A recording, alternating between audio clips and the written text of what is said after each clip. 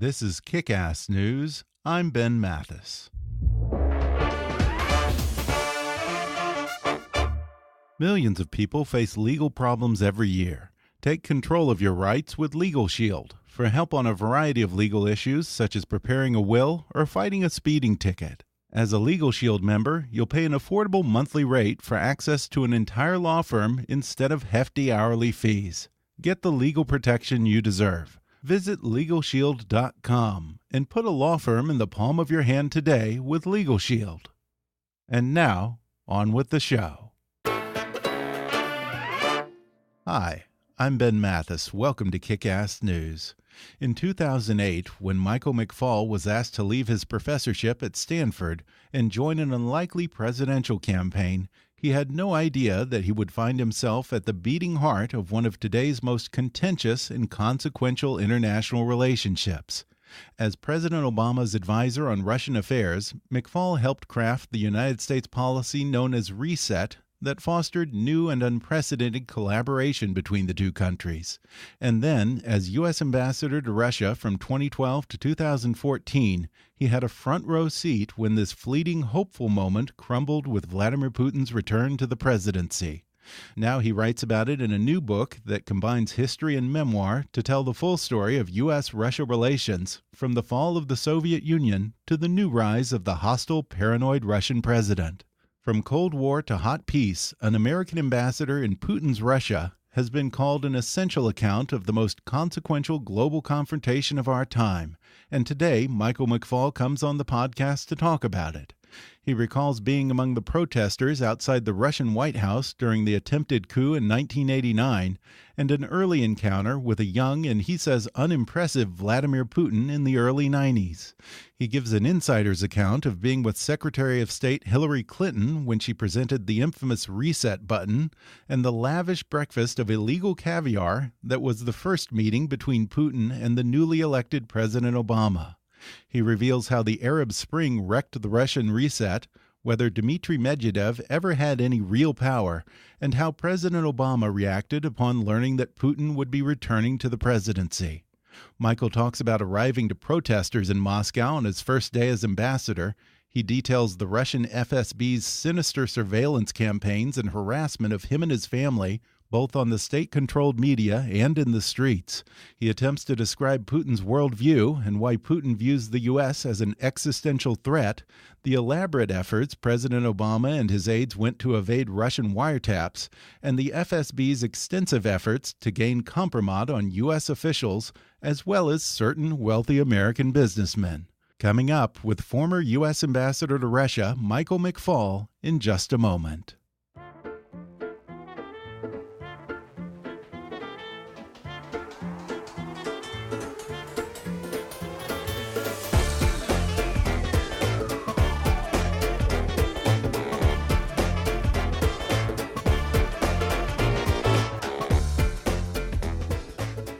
Michael McFaul is Professor of Political Science, Director and Senior Fellow at the Freeman Spogli Institute for International Studies at Stanford University and a Senior Fellow at the Hoover Institution. He served for 5 years in the Obama administration, first as Special Assistant to the President and Senior Director for Russian and Eurasian Affairs at the National Security Council, then as U.S. Ambassador to the Russian Federation. Dr. McFaul is also an analyst for NBC News and a contributing columnist to The Washington Post, and he's written a new memoir titled From Cold War to Hot Peace, An American Ambassador in Putin's Russia. Michael McFaul, thanks so much for coming on the podcast. Thanks for having me. Russia has been pretty much the focus of your whole career, first as an academic and then working in the Obama administration. I've tried to get away from it from time to time, yeah. Just for the record, yes. In fact, I wrote my PhD, my DPhil about Southern Africa, but then Russia dragged me back. How does a young man from Montana become interested in Russia initially? For me, it was pretty clear what the moment was. I moved to a town called Bozeman, Montana, from Butte, Montana. I was looking to get an easy A in English, and my neighbor said, take debate class. That's the easiest way to get an A. And I did. I joined the debate class and then the debate team. And that year, the topic was how to improve U.S. trade policy. And my partner and I ran a case for increasing trade to the Soviet Union. This is in 1979. and specifically was to repeal the Jackson-Vanik Amendment to the 1974 Trade Act. So a pretty obscure thing that I later participated in 30 years later. So that was it. That was the moment. And then as a kid going to Stanford, I enrolled in, as a freshman, first-year Russian and Poli-Sci 35, How Nations Deal with Each Other. And the combination of those two classes and the moment we were in, it was a tense time. And I had a theory that if we could just get to know these people a little bit better, it might reduce tensions. And so that was my original motivation. Yeah, you got to know them a lot better, it turns out. There's this great photo of you at the protest outside the Russian White House during the attempted coup in 1991. What was that experience like? Well, so as a kid, I decided to try to go study there. So my first trip abroad was to Leningrad, USSR, 1983. Imagine my mother in Montana when I called her up to say I'm going to the USSR. She thought California was a communist place at that time. But over the next several years, I spent different periods of time there. In 1991, I was a 1990-91, I was a Fulbright scholar at Moscow State University and happened to be there in that crucial year of massive demonstrations against the Soviet system. And over time got to know some of the leaders of that movement and in my own kind of marginal way participated in it with an organization called the National Democratic Institute. And that was then a period of activism in my career. So I've been an academic, an activist, and a government official. And those were activist times, and they were great years, I want to tell you, honestly. We felt like we were part of something special. The end of the Soviet Union, the end of the Cold War. Back then, we thought we were helping to build democracy in Russia. And remember, back then, they wanted us to be there. We weren't meddling in their internal affairs. Hard to remember those times. Yes, it is. But we were invited by the government after the Boris Yeltsin took over. Obviously, it didn't work out as planned. Yeah, and I was in Moscow around the same time, although I was a few years younger than you, I imagine. I was on a people-to-people trip. You were? Yeah, and, looking back, it makes me wonder, what happened to all those young idealists who turned out to protest in 1991? I mean, I assume you're still friends with maybe some of them. Do they still have the fight in them, or are they a little more cynical today? Different people went different ways. So some joined the Yeltsin government and then gradually became part of the system. And some of those people are working for Putin today. Another group kept fighting and had jobs in the Yeltsin government and then went into the opposition and then reemerged on the streets in Moscow back in December 2011 to protest against Putin again 20 years later. Not against Putin, but to protest again for democracy. And some of those people were my friends from 1991. And then a third group are living in exile. They left the country. They're living in New York. They're living in Estonia, living in London because they couldn't find a place in Putin's Russia. Yeah, and some of those friends, things didn't turn out so well for them. You were friends, I think you said, with Boris Nemtsov, right? Yes. Yeah, Boris Nemtsov. Some of them, yes, he was assassinated in 2015. You're right about that. And he was one of those people, that, a charismatic leader, democratically elected a couple of times as a governor in Nizhny Novgorod, came to Moscow to be the first deputy prime minister for Boris Yeltsin. And many people thought, and Yeltsin implied, that he was the heir apparent. Yeah, that's right. What happened there? Was it just the economic collapse? Very precisely was the economic collapse. So he came in 1997, and then there was a financial collapse around the world in August 1998. It started in East Asia, but got to Moscow, and that pushed him out of the government. And I think Russian history would have been very different had he stayed on and become president. And instead, Yeltsin picked out of obscurity Vladimir Putin, first to become his prime minister, and 4 months later to become president of the largest country in the world, a person who had never run for elected office before then. Somewhere in this time, you actually met the young Vladimir Putin. I did. Did he make much of an impression on you back then? Not really. No, he was working, to be honest. I would have never imagined he'd become president of Russia. At the time, he was the deputy mayor in St. Petersburg, and his boss, Anatoly Sobchak, was a really charismatic leader of the democratic movement. Putin was just in charge of liaison relations with international organizations, and we were one of those. And we were there because we're in LA. I remember very vividly, we brought some members of the Los Angeles City Council and the New York City Council to talk about how to approve a budget in a democratic city, democratically elected city. In fact, the guy, his name was Zev Yaroslavsky. I don't know. He later, I think, was a politician here for many years. Yeah, still but is. Zev was very popular because his heritage came from Russia, right? And he was a rock star back then, talking about democratic politics at the city level.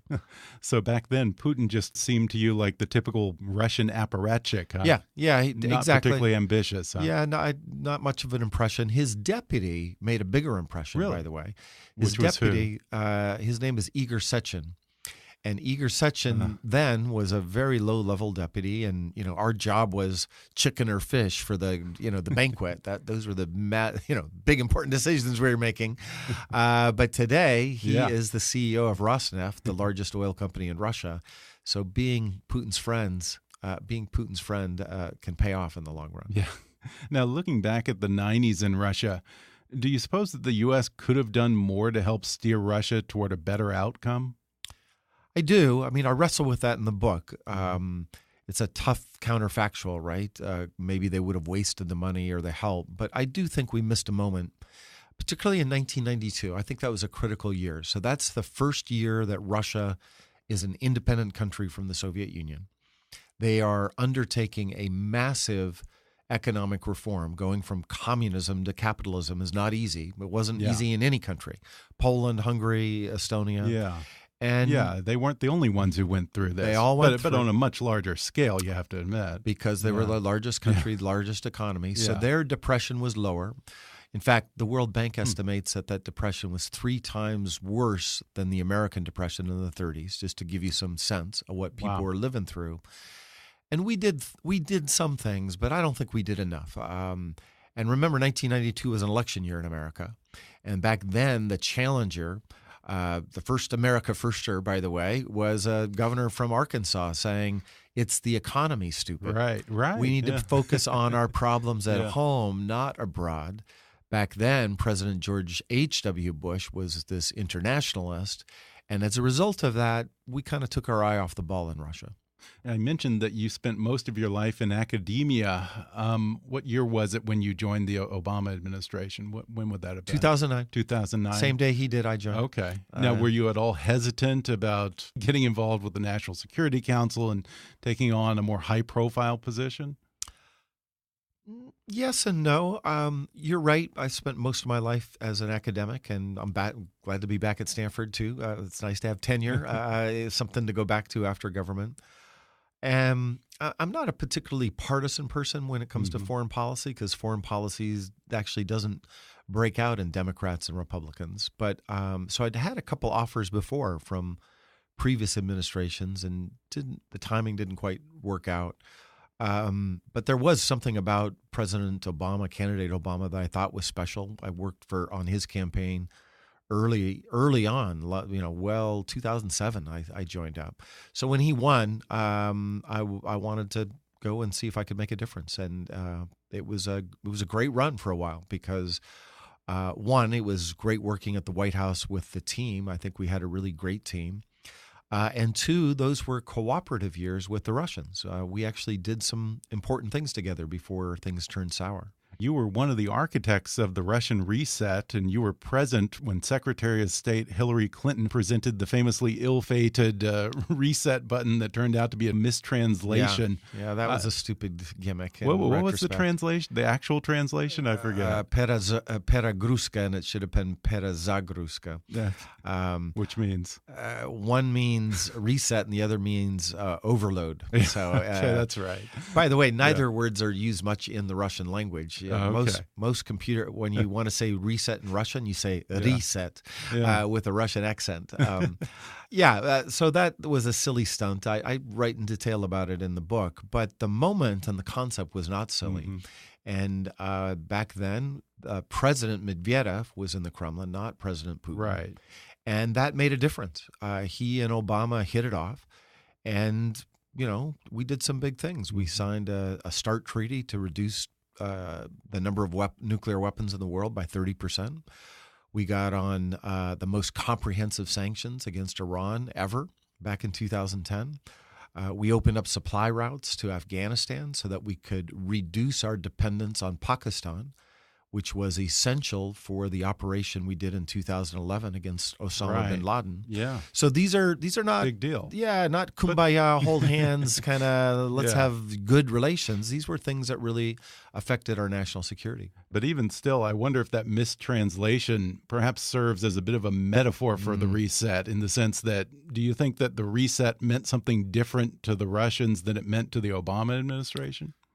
I think it meant something different for Medvedev than it did for Putin. In fact, we learned that pretty up close and personal. So for Medvedev, remember, he is a younger guy, a decade younger, was a lawyer just like Obama, very Western-oriented guy from St. Petersburg.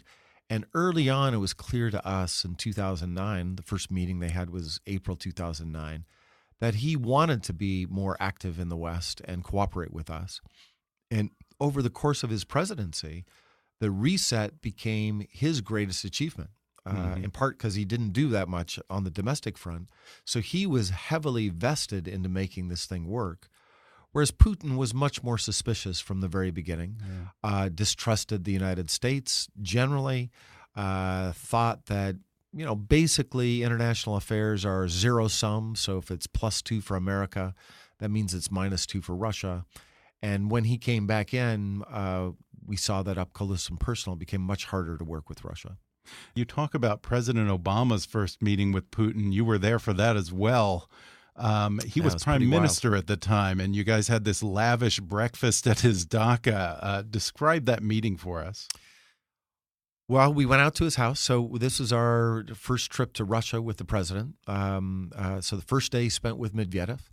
And then that second morning, we wanted to see Putin, right? It's very delicate, by the way, because Medvedev is the president. President Obama is our leader in terms of foreign policy. So seeing Putin was always difficult and an awkward dance. But we went out there. And the first hour, he spent basically telling us about all the horrible things the Bush administration had done, mistakes they had made. He went on for 55 minutes.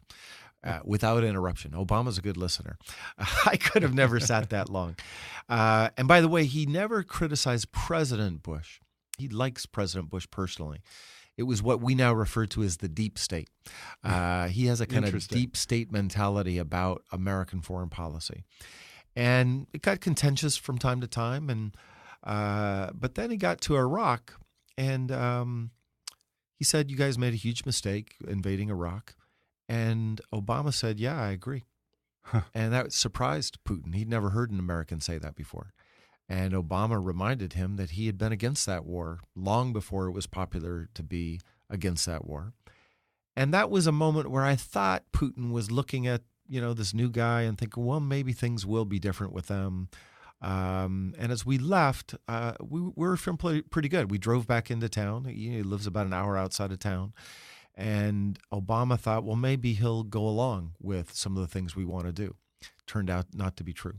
Yeah, and I think that you say that it was really the Arab Spring that led to the unraveling of the Russian reset. Some people might not see those two as related events, but how did Vladimir Putin see it? Well, Putin was and is suspicious of American power. And this idea that we use covert and overt power to overthrow regimes we don't like. And by the way, we have done that from time to time. So he's got that he is suspicious. He has a point. Okay. Obama tried to explain to him back in that meeting, that breakfast we had, that he was going to be different and he wasn't going to do those kind of things. But when the Arab Spring happened in 2011, we were forced to make some decisions about what was happening. And I want to underscore, we did not start the Arab Spring. When Putin says we were fomenting revolution there, that is not true. But we did react to events, first in Egypt, and first Tunisia, then Egypt, then Syria, and then Libya. And I think Libya is the turning point, because there, if you remember, Gaddafi was marching his army into Benghazi, promised to wipe everybody out. Our assessment, I was at the White House at the time, was that this was going to be a genocidal slaughter of innocent people. So we were pushing to have military intervention to stop that.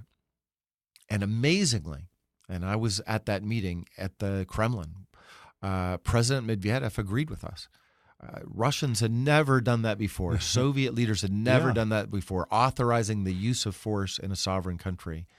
And it is ironic that the thing that was the breaking point was also in a lot of ways the perfect example of U.S.-Russian cooperation. Exactly. I mean, the day that we got those Security Council resolution votes, I remember we were celebrating in the White House that this was a new day in U.S.-Russian relations. But 2 days later, or maybe even shorter, maybe it was just a day after, Putin went on the record to say that Medvedev had made a mistake. He had never criticized President Medvedev on the record, and I think he thought, Medvedev's drinking the reset Kool-Aid here. He's been taken in by Obama, and then the punctuation mark for it was later that year, not in the Middle East but in Russia. There were massive demonstrations against Putin's regime. And he, again, blamed us for that. He blamed America, he blamed Obama, and eventually when I became ambassador, he blamed me. I wonder about his worldview, this idea that the U.S. is intervening everywhere to try and influence elections and overthrow people, whether it's in the Middle East or whether it's in Russia. Do you think that that's something in his heart of hearts he actually believes, or is that just something he puts out for public consumption domestically? So we used to debate your very excellent hard question in the government all the time. Really? President Obama used to ask me your question. It is a mystery. It is a mystery. And here, my thinking on it's evolved. So initially, I thought it was just instrumental. He was running for re-election in 2012, so he needed any argument he could have, and blaming us for the protests, that was something to do to shore up his electoral base. Most certainly, some of the people around him running the election are cynical. I think all campaign people are kind of cynical, right? And one of them told me that when I showed up as ambassador. He's like, thank you that you're here, Mike. You're going to help us win this election. And most certainly, part of Putin thinks that way. But over time, the more I got to know him and follow him, I do think he believes it. I think he's a fairly paranoid guy, especially back then. And he's partly right, by the way. I want to say that we do represent, when we're at our best, we, the United States, democracy and human rights, and we stand for a more open society. And just being Americans, therefore, is a threat to the way that he likes to govern. We're going to take a quick break, and then I'll be back with more with Ambassador Michael McFaul when we come back in just a moment.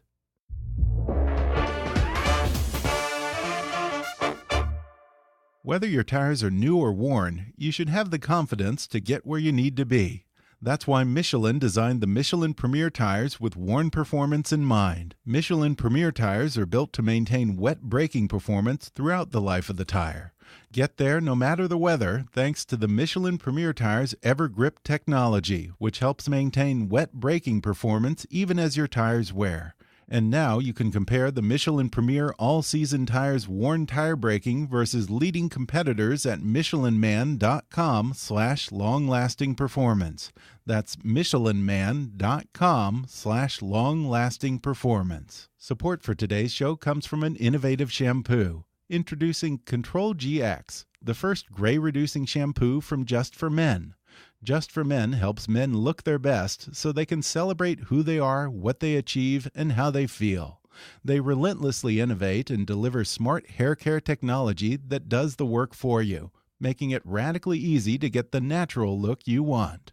And now, reducing your gray is as easy as washing your hair with Control GX. Just use it as you would your regular shampoo until you like what you see. Subtle, natural-looking results. Shampoo in, rinse out, and move on. It's that easy. Most guys get the results they want in about 2 weeks. Look forward to a smart look, because when you look as good as you feel, every date night, every meeting, every guy's night out will be something to look forward to. Get 25% off Control GX using code REGROWTH25 at ControlGX.com. That's code REGROWTH25 to get 25% off Control GX at ControlGX.com. Today's podcast is sponsored by Travel Guard. Message and data rates may apply. Please do not text and drive. Insurance offered by Travel Guard Group, Inc. and underwritten by National Union Fire Insurance Company of Pittsburgh, Pennsylvania. For a complete description of coverage, limitations, and exclusions, go to TravelGuard.com. This ad does not necessarily describe actual events and is used for illustrative purposes only. Participants in the podcast are being compensated by Travel Guard for this advertisement. I love to travel. As a matter of fact, I've traveled to some 50 or so countries over the years, and one thing that I've learned is you're never more vulnerable to mishaps than when you're traveling. I've had luggage lost, flights canceled at the last minute, hotels that ended up being overbooked, and I wish I had had someone with experience to cover my back and make things right. Exploring the world is one of my favorite things in life, but it's so much more enjoyable when I can travel with peace of mind. For times when trips don't go as planned, there's Travel Guard travel insurance. Travel Guard staff is available 24/7 to help, and Travel Guard plans work anywhere in the world. Coverage includes flight and hotel rebooking, lost baggage, medical expenses, and more. Get coverage now for as low as $30. Text KICK to 484848. That's KICK to 484848. And now, back to the show. When Putin decided to run for president again and switch places with Medvedev, how did President Obama react to that decision? Did it surprise anyone? Because I remember at the time there were still rumors or the idea that maybe Medvedev was going to actually run for re-election, and that he was going to continue this progressive agenda. That's right. Which didn't turn out to be the case. Did anyone take that seriously? Well, Medvedev certainly did. Did anyone in the administration take it seriously? No. I mean, he generally, right up until the time that it was announced, September 24th, 2011, was the date they announced that Putin was running. I'm convinced that Medvedev thought he was running for a second term. And, we used to see him and talk to him pretty frequently.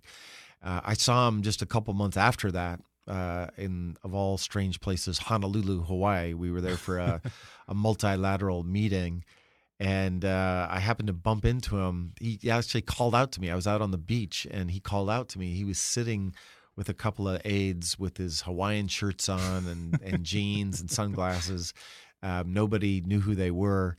And, it was in that conversation that I heard bitterness in his voice. Mm-hmm. Like he definitely wanted to be president again. Where my job as the senior Russia guy at the National Security Council was to assess probabilities. And, in January, I wrote a memo saying we should expect that Putin's coming back, and therefore we should try to do as much as possible before he does come back. Would it have been better for America that Medvedev would have stayed? Probably, but we were always, at least I was, I can't speak for everybody, at least I always was anticipating that Putin was coming back. The perception even early on was that Medvedev was essentially just a figurehead, and Vladimir Putin was the one who was really pulling the strings.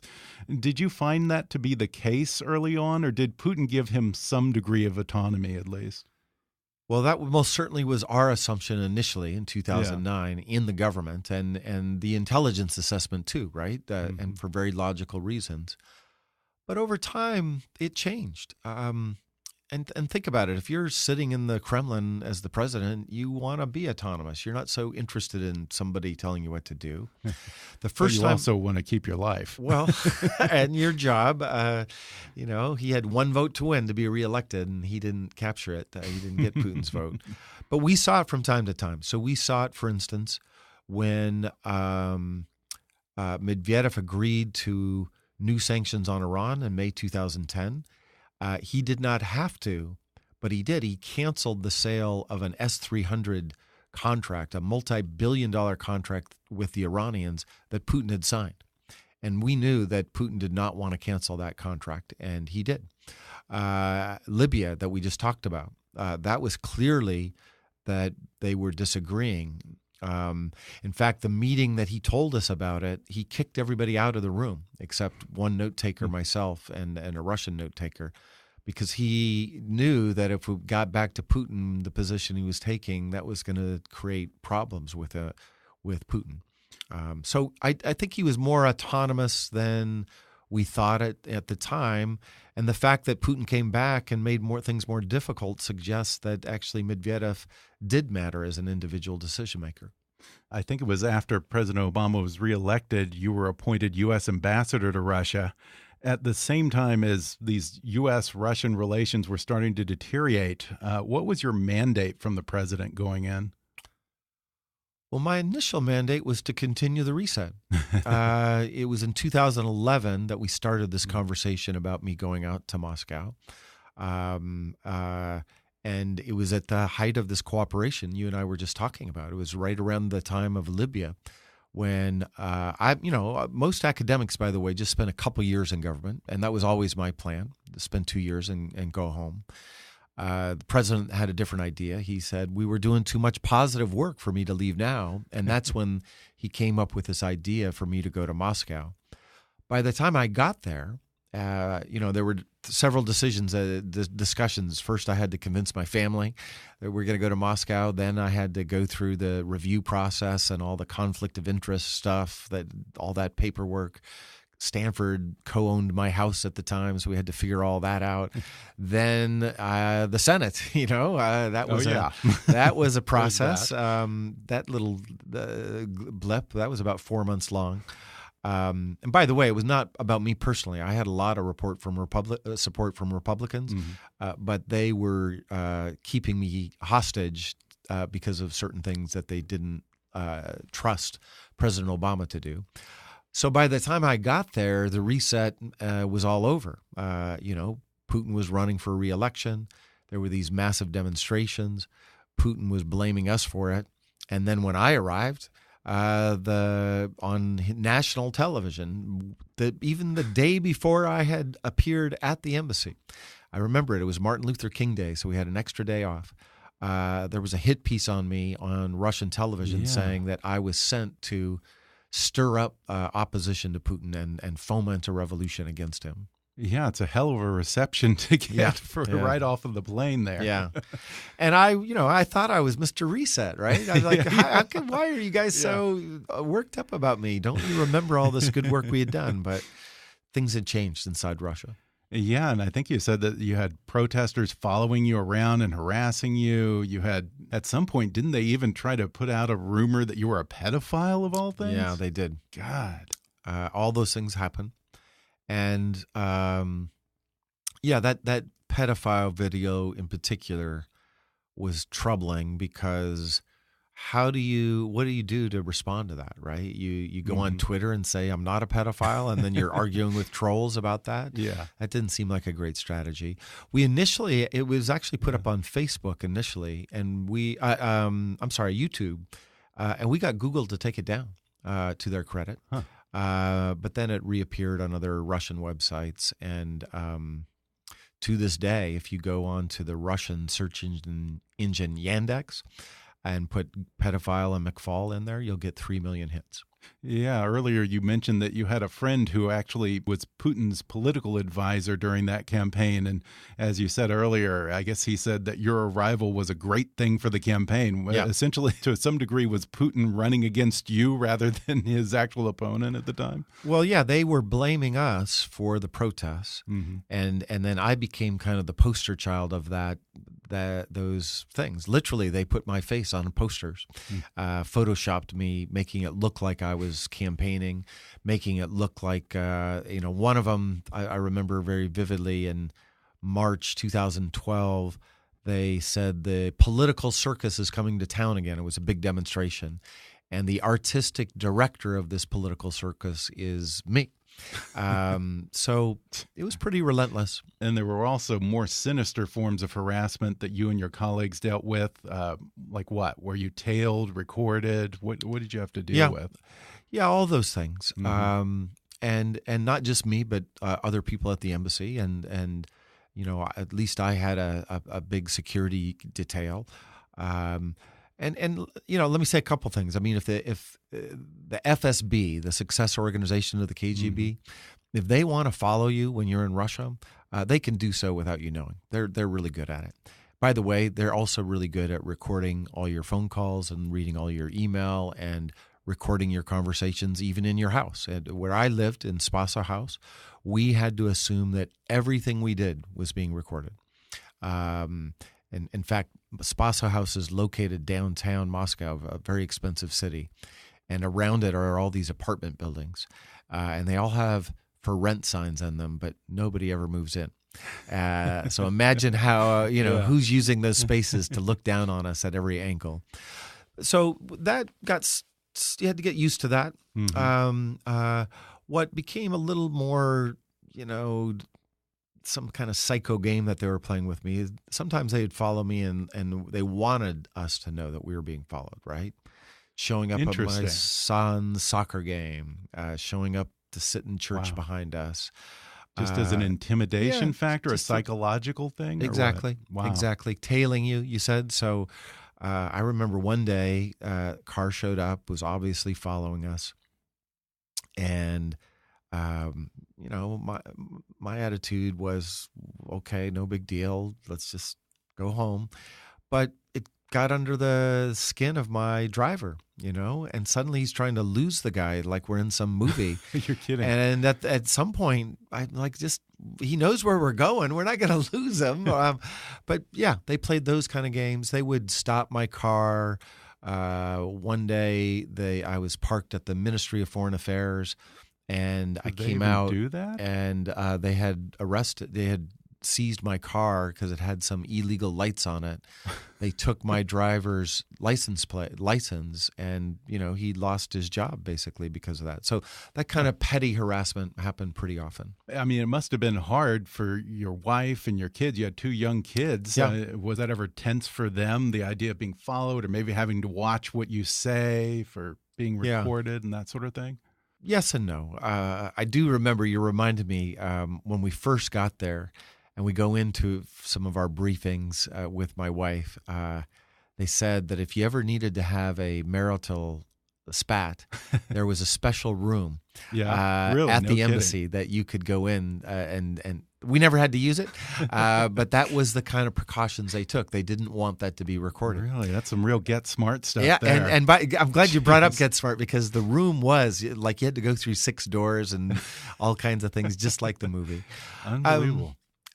But I do want to say, generally speaking, our children didn't know about it. We didn't talk about that with them.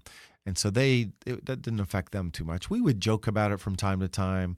The protesters outside of our house, one day, really early on, we got this red notice from the security that they're going to be outside of our house and we're probably not going to be able to get out. And, my son joked, I think it was my son, well, if it's going to be a siege, we better go get Dunkin' Donuts before they show up, right? So we did use humor. And my wife, by the way, Donna is her name, she was always more relaxed when she knew it was the government because there were other crazies that were saying crazy things about me and death threats. And so better the government than some nationalistic group. Who were they? Well, this is what Putin does. They stir up this stuff. They say that we're some enemy of the state. And then neo-Nazi groups and neo-nationalist groups kind of take it upon themselves to be heroes. And those are the kinds of people that would show up from time to time at my house outside to harass me. And we never knew exactly what their relationship was with the government, but there were other more crazy things, death threats. I don't want to joke about it, usually on Twitter or Facebook. And then the Russian government was usually cooperative. but these were people stirred up by the propaganda that they were seeing about America. When you left the embassy, it was the same day, I think, or just before the annexation of Crimea. Yes. Did you have any hint of that? Were there rumblings in the embassy that something big was about to happen? Yes and no. So to go back just a few days and weeks earlier, right before that happened, the government in Ukraine fell. The president, his name is Yanukovych. Who was Putin's puppet, sort of, or he portrayed that way. I think that's accurate. I think that's accurate. Okay. He then fled to Russia, and a new government took over that was much more Western leaning. And at the time, I was at the Sochi Olympics, the Winter Olympics, and some in our government thought that this was a really great thing, right? Another victory for democracy. I didn't. I was worried about it. Oh, really? Because I thought Putin was going to strike back. Mm-hmm. There was going to be a reaction to this. He was not just going to take this laying down. And that was Crimea. That's exactly what happened. We debated what the various reactions might be, and some in the government thought it might be Crimea. I would not say that the majority in our government thought he was going to do that. That actually was surprising that he would, annexation after all is something we thought we'd gotten rid of after World War II. So now we were back to that. Had anything been annexed post-Stalin? Not to my knowledge, huh. No. Do you consider annexation a fait accompli at this point? I mean, it seems to me that there doesn't seem to be very much will to actually fight anymore. Yeah, that's a hard question, and I don't have an easy answer. I think it's very important to keep to the principle that we do not recognize annexation ever, because once you open that can of worms, all kinds of borders can be redrawn, including even around here. If you go back 150 years, so that I think is very dangerous. And I would just remind your listeners that. Back when Stalin annexed Estonia, Latvia, and Lithuania, most people in the world said, well, that is a fait accompli. They're part of the Soviet Union. And they were part of the Soviet Union for a long, long time. And then things changed, and now they're independent countries. So I think we have to have the same long game mentality in thinking about Crimea. I want to ask what you thought years later during the 2016 election, as it came out that Russian operatives were hacking the DNC and trying to hack voter registrations. Did that sound familiar to you, or was it shocking even to you? Well, the methods were familiar. So, stealing emails and using them for political purposes, I'd seen that many times before. I once had a speech I gave to the U.S.-Russia Business Council, of all innocuous things, at the Marriott Hotel in Moscow, recorded and then spliced in a way to make it sound like we were going to overthrow the Putin regime. So that is an old tactic. Disinformation, we've been talking about that, and running ads on Facebook to foment polarization and to support one candidate or another. I'd seen that before. But I was surprised that he would be so audacious as to do it in our presidential election. That was surprising to me and to a lot of people. I think it was surprising to the Obama administration at the time as well, and maybe that's why they were so slow to respond. I want to ask you about Compromat, because I'm sure that you were briefed and all of your colleagues at the embassy were briefed on this sort of thing. Beyond just government officials, is it common for the FSB to surveil and maybe even record, try and get Compromat on a U.S. businessman like, say, I don't know, Donald Trump? Is that a typical thing that they do? Yes. A, they have the capacity to do it, and B, they will do it for a much wider population than you might think. And most certainly the Ritz-Carlton, where Donald Trump stayed in 2013. I was ambassador then. That is a hotel that has tremendous capabilities. Really? What do you mean by that? Is that something you can elaborate on? Probably not. Okay. But I can tell you talking about the room service, right? I can tell you a story because I got it cleared for my book. My book, I had to get cleared twice. Oh, yeah, I'll bet. Because I did not want any secret information bleeding into the pages. So this story is in the book. So I've stayed at the Ritz-Carlton with President Obama. We stayed there in 2009. That's the hotel we were in. And to have a confidential conversation with Obama, we built a submarine-like structure, piece by piece, shipped from the United States and built it inside one of the suites in the Ritz-Carlton to make sure that our conversation was not recorded. So that's just to give you a sense of the effort that we went into to make sure. And by the way, with like weird, wacko music spinning around to try to dilute any recording devices. Power came in from some very strange way. And, just you need to assume that if you stay at a place like that, anything you're doing could be recorded. Now, I don't know if they did, obviously, and I obviously don't know what Mr. Trump was doing at the Ritz-Carlton, but the capacity to do that is there. Well, I want to end by just asking you a couple quick questions about Vladimir Putin, and maybe as best you can try and get into his psyche. What do you think he wants from this relationship with the U.S., or does he care about having that relationship at all anymore? I think generally he wants the United States to play a smaller role in the world. He wants us to be weaker. He wants us to turn inward. He definitely wants things like the NATO alliance to break up so that they can give him an opportunity to have bilateral relationships with countries like Germany and Italy, not mediated by the NATO alliance. And as we said earlier, I do think he thinks of us as a threat to his regime because he rules in a non-democratic way. That all said, I do think he was optimistic about trying to build a relationship with President Trump. Candidate Trump, after all, said some things during 2016 that were friendly to Putin. He said he might look into recognizing Crimea. He's as part of Russia. He said he would look into lifting the sanctions. He was pretty tough on NATO, and he never talked about democracy and human rights. They are now disappointed. I think that's pretty clear that they thought there was going to be new momentum with President Trump. They blame the deep state again, just like they did with President Bush. And so I don't think there's going to be a big opportunity for breakthrough. And to me, that's good because I'm worried about the way President Trump speaks about foreign policy in general, but especially with Putin.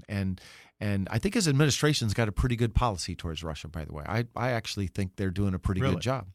But the president himself has his own policy. and that's what scares me when he says, he just gets mixed up means and ends. Interesting. The goal of any policy towards any country should be things that advance our objectives. And the means are to get along, or sometimes it may be to contain them. Whereas he mixes that up. He's made the goal a good relationship with Putin. And by the way, he personalizes everything. I think that's very inappropriate. It's not about Putin and Trump or Trump and Kim Jong-un. It's about the United States and Russia. And a good relationship, well, what does that mean? You have a nice time at the dacha, and then what? And so I Neville think Chamberlain thought he had a good relationship for a while. Well, there you go. That's a good point. That can never be the goal. That has to be a means to an end. Yeah. Now, could Putin step down from power even if he wanted to, or are there too many people depending on him staying in office at this point? I don't know the answer to that, obviously, but my guess is that he can't step down. They are just too many people. We mentioned Igor Sechin earlier, right? CEO of Rosneft. His property rights are not guaranteed by the rule of law or some courts. His property rights are guaranteed by Putin. And so if Putin is not in the Kremlin, he's got a lot of trouble. And there are lots of people like that. And therefore, they have a vested interest in Putin staying. And I think it would be very difficult for him to retire at this point. So if he just wanted to lead a normal life and live in his dacha and not take on a political role, he would either perhaps end up dead or in prison, or could be pretty hard. Yeah. and he needs to be reminded of what he did the last time he was hired to do that job. So remember, Boris Yeltsin picked him out of obscurity, and his one job that was guaranteed was to not mess around with Yeltsin and his family and the oligarchs that were connected to him. And Putin kept his word with respect to Yeltsin and his family. You've never heard about them being arrested. They're protected. Right. But the business people around him, one of them, the one who was the most responsible for Putin becoming president, Berezovsky was his name. He committed suicide allegedly in London. Just months after Putin took over, he went after him, and Berezovsky was in exile. Another oligarch, Gusinski, same thing. And then Khardakovsky in 2003, the richest man in Russia at the time, Putin put him in jail, seized his oil company, and eventually it ended up in Igor Sechen's hand. Wow. That is a story that he did, and he has to worry that somebody might do the same thing to him should he step down. Yeah, I'd rather be a poor man in America than a rich man in Russia, I'll tell you that. That's a great phrase. Well, again, the book is called From Cold War to Hot Peace, an American ambassador in Putin's Russia. Michael McFaul, thanks so much for talking with me. Yeah, thanks for having me. Thanks again to Ambassador Michael McFaul for coming on the podcast. Once more, you can order From Cold War to Hot Peace, an American ambassador in Putin's Russia on Amazon or Audible. And keep up with Ambassador McFaul on Twitter at @McFaul or on his website, michaelmcfaul.com. Whether your tires are new or worn, you should have the confidence to get where you need to be. That's why Michelin designed the Michelin Premier tires with worn performance in mind. Michelin Premier tires are built to maintain wet braking performance throughout the life of the tire. Get there no matter the weather thanks to the Michelin Premier Tire's EverGrip technology, which helps maintain wet braking performance even as your tires wear. And now you can compare the Michelin Premier All-Season Tires worn tire braking versus leading competitors at michelinman.com/long-lasting performance. That's michelinman.com/long-lasting performance. Support for today's show comes from Control GX, the first shampoo that gradually reduces gray from just for men. Just use Control GX as you would your regular shampoo until you like what you see. Subtle, natural-looking results. Shampoo in, rinse out, move on. Most guys get the results they want in about 2 weeks. Look forward to a smart look with Control GX. Get 25% off Control GX using code REGROWTH25 at controlgx.com. That's code REGROWTH25 to get 25% off Control GX at controlgx.com. If you haven't already, be sure to subscribe to Kickass News on iTunes and leave us a review. You can follow us on Facebook or on Twitter at @KickassNewsPod. And as always, I welcome your comments, questions, and ideas at comments@kickassnews.com. I'm Ben Mathis, and thanks for listening to Kickass News.